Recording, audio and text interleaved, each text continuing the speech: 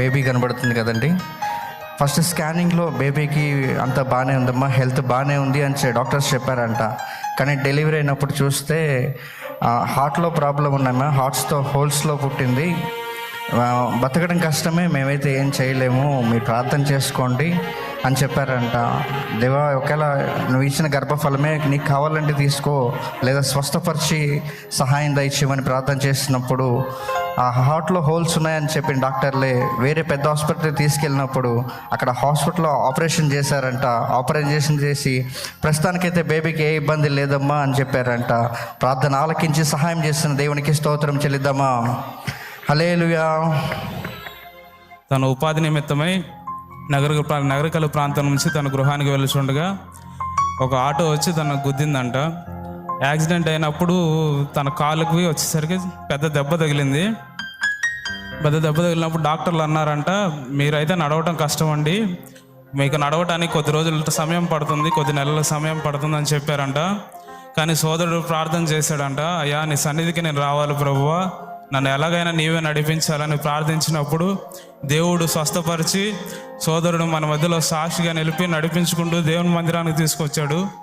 దేవుడు చేసిన గొప్ప మేలును బట్టి దేవునికి మహిమ కలుగును గాక. హల్లెలూయా. తల్లిగారు సాక్ష్యం ఇస్తూ ఉన్నారు. పనుల నిమిత్తం హైదరాబాద్ ప్రాంతానికి వెళ్ళారట.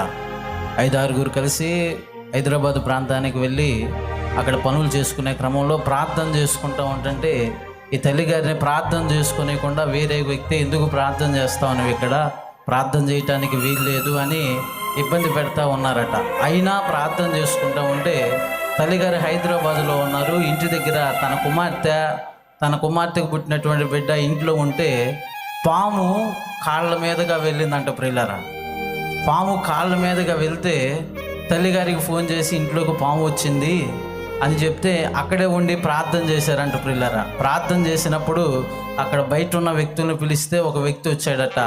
ఆ పామును కొడితే ఆ పాము తప్పించుకొని వచ్చినటువంటి ఆ వ్యక్తిని కాటేసిందట. వెంటనే హాస్పిటల్కి తీసుకొని వెళ్తే 48 గంటలు జరిగితే కానీ మేము ఏ విషయం చెప్పలేమమ్మా అని చెప్పారట. తల్లిగారు అక్కడ ప్రార్థన చేశారంట. మినిస్ట్రీకి ఫోన్ చేసి ప్రార్థన చేయించుకున్నారంట. ప్రియులారా, పాము అయితే కాటు వేసింది, 48 గంటలు జరిగితే కానీ ఏ విషయం చెప్పలేమన్నటువంటి ఆ డాక్టర్ల మాట దేవుని సన్నిధిలో ఉన్న దైవజనులకు చెప్పి ప్రార్థన చేయించుకున్నప్పుడు ఏ ప్రమాదం లేకుండా తల్లి బిడ్డని పాము కాటేసిన ఆ వ్యక్తికి కూడా మంచి ఆరోగ్యాన్ని ఇచ్చి సజీవులుగా దేవుడు ఉంచాడన్నా అని సాక్ష్యం ఇస్తూ ఉన్నారు.